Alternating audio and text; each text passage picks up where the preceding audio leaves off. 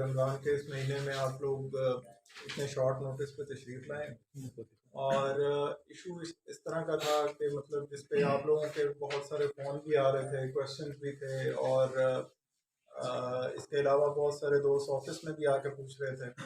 یہ جو ایک بڑا سینسیٹیو سا ایک گلبہار میں ایک واقعہ ہوا تھا جس میں 2 بچیاں تھیں، مدرسے میں جا رہی تھیں، اور ان کو راہزنوں نے رستے میں روک کے ان سے اسلحے کی نوک پہ موبائل وغیرہ چھیننے کی کوشش کی، ان کو زد و کوب کیا، وہ ہراس بھی ہوئی۔ تو اس نے ایک مطلب اس طرح کا سینٹیمنٹس پیدا کیے ہوئے تھے لوگوں میں، غم و غصہ اور خوف و ہراس پھیلایا ہوا تھا۔ ہم اس وجہ سے خود بھی پریشان تھے، اور ہم یہ ٹھانی ہوئی تھی کہ جب تک اس کے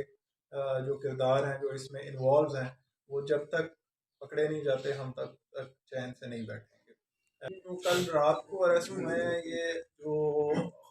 دونوں بچیوں کو ہراس کرنے کے واقعے میں ملوث تھے اور ان سے انہوں نے اسلحے کی نوک پہ موبائل فون چھیننے کی کوشش کی تھی، یہ دونوں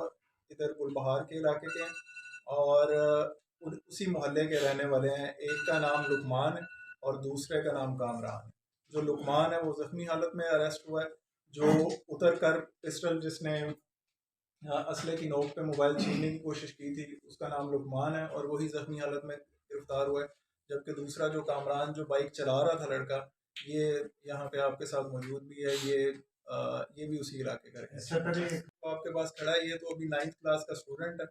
اور اس نے یہیں پہ گورنمنٹ اسکول میں پڑھتا بھی ہے، اور یہ اس سے پہلے کسی مقدمے میں انوالو نہیں ہے۔ مگر جو اس سے پہلے والا جو دوسرا ملزم ہے جو زخمی حالت میں گرفتار ہوا ہے، وہ اس سے پہلے بھی رازنی کی 3 سے 4 مقدمات میں ملوث ہے، مگر اس سے بھی بڑا مسئلہ یہ ہے کہ وہ آئس کا نشہ کرتا ہے، اور آئس کے نشے میں ہر وقت رہنے کی وجہ سے اس طرح کے معاملات میں جو مزید سامنے اس کے آ رہے ہیں۔ اس میں اس طرح سے مشکل ہے کہ جو آرگنائزڈ کرائم ہوتا ہے، جس میں پلاننگ کی جاتی ہے، جس میں ٹارگٹ سلیکٹ کیا جاتا ہے، جس میں لوگوں کے گھر چوز کیے جاتے ہیں، پھر انفارمیشن کی بیس پہ ان پہ ڈکیتی کی جاتی ہے، یہ ایک پلان کا آرگنائزڈ کرائم کا گینگ کا جو حصہ ہوتا ہے، اس کو نیب کرنے میں تھوڑا سا ٹائم لگتا ہے، مگر وہ بھی جاتا ہے۔ انشاءاللہ ہم اس میں بھی ہمارے پاس ملزمان ہیں، ہم ملزمان کے قریب ہیں، اور انشاءاللہ وہ جو دونوں واقعات ہیں، دونوں ڈکیتیوں کے واقعات ہیں، گلبہار والا بھی اور بھندو والا بھی، اس میں بھی جلد انشاءاللہ خوشخبری دیں گے پریس کانفرنس کر کے۔ اور یہ والا جو واقعہ تھا، یہ جو کہ کوئی آرگنائز کرائم کا یا اس طرح سے کوئی پلاننگ کا حصہ نہیں تھا، یہ ایک at the spur of the moment راستے میں جاتے ہوئے ان کو نظر آتا ہے کہ جی کوئی موبائل لے کے جا رہا ہے، ادھر ہی ان کا پلان بنتا ہے اور وہاں سے موبائل چھین لیتے ہیں پسٹل نکال کے۔ تو اس طرح کے جو ملزم ہیں وہ علاقے میں لوگ بھی ان کو جانتے ہوتے ہیں، اسی علاقے کے رہنے والے ہوتے ہیں، اور ان کی تصویریں بھی جو ہیں کیمروں میں محفوظ ہو گئی، تو ان کو پکڑنا پھر اس طرح سے آسان ہو۔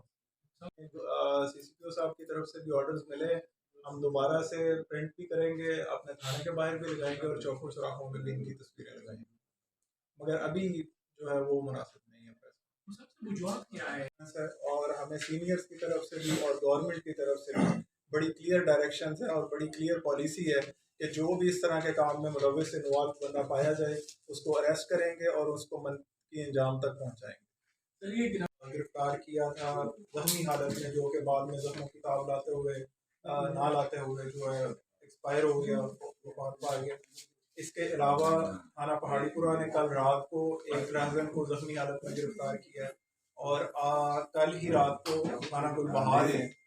ایک جو رہزن ہے اس کو زخمی حالت میں اور ایک کو صحیح سلامت حالت میں گرفتار کیا ہے۔ اور اس ساری کارروائیوں کا مقصد جو ہے وہ لوگوں کے اندر ہی یہ اعتماد دوبارہ سے پیدا کرنا ہے کہ پولیس جو اپنا کام کر رہی ہے، اور رہزنوں کو کسی طرح سے بھی کھلی چھوٹ نہیں دی جائے گی کہ وہ اپنا کام جو ہے بے پرواہی سے اور آزادانہ ماحول میں کر سکیں۔ پولیس کی وجہ سے ہم نے اس کا بھی سدباب کرنے کا آنا ہوا تھا،